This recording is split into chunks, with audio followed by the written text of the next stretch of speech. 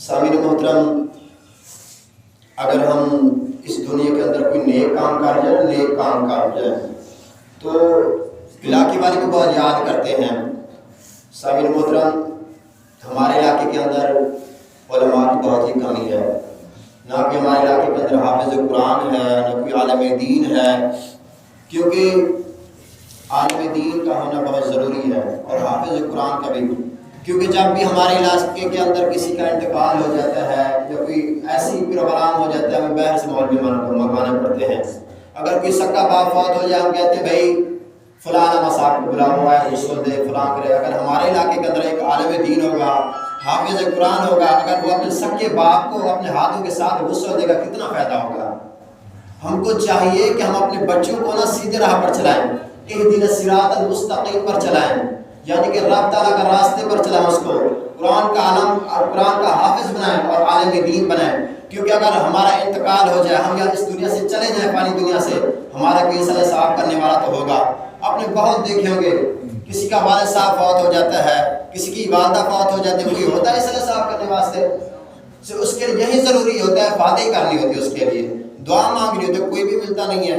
ہمیں چاہیے کہ ہم اپنے بچوں کو حافظ قرآن اور عالم دین بنائیں۔ حافظ کا بہت ہی مرتبہ ہے، حافظ کی مرتبے کے لیے یہ بھی آتا ہے کہ جو حافظ قرآن ہوتا ہے، عالم دین ہوتا ہے، اس کے قدموں کے نیچے فرشتے، رب تعالیٰ کے جو فرشتے جو ہیں وہ پار بچھاتے ہیں عالم دین کے قدموں کے نیچے۔ لیکن ہم کہتے ہیں یار عالم کی کوئی شان بھی نہیں۔ ارے اگر دنیا والے عالم کی شان نہیں کرتے، رب تعالیٰ اس کو آخرت کے اندر دے گا اس کی شان۔ ہمیں چاہیے کہ ہم اپنے بچوں کو عالم دین اور حافظ قرآن بنائیں، تاکہ ہم اگر اس دنیا سے چلے بھی جائیں نا، پیچھے سے ہمارے لیے وہ صلاح ثواب کرتا رہے، ہماری مغفرت کی دعا کرتے رہے۔ کیونکہ ہوتا بھی یہی ہے، جب انسان دنیا سے چلا جاتا ہے اس کے لیے دعائیں مغفرت کی جاتی ہے۔ اگر دعائیں مغفرت کرنے والا بھی کوئی بھی نہ ہو تو ہمارا بچوں کا کیا فائدہ۔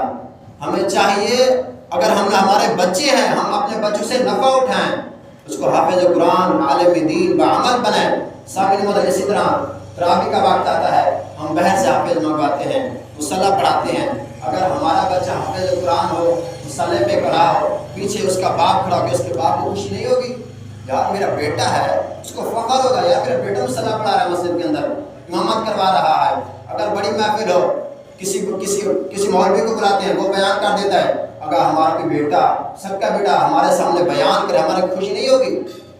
یار ہم کہتے ہیں یار فلاں آیا تھا ہماری بستی کے اندر، اچھی تقریر کر رہا تھا۔